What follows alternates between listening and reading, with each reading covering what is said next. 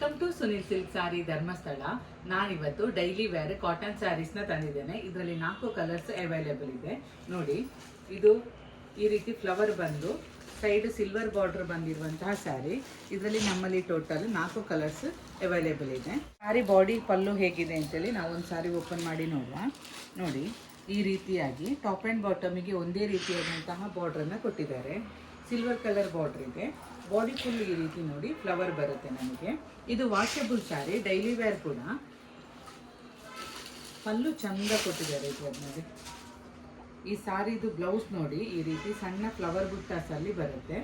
ಹಾಗೂ ಪಲ್ಲು ಡಿಸೈನ್ ತುಂಬಾನೇ ಚೆನ್ನಾಗಿದೆ ಈ ಸ್ಯಾರಿದು. ನೋಡಿ, ಈ ರೀತಿಯಾಗಿ ಕಲಂಕಾರಿ ಪ್ರಿಂಟಲ್ಲಿ ಬರ್ತದೆ.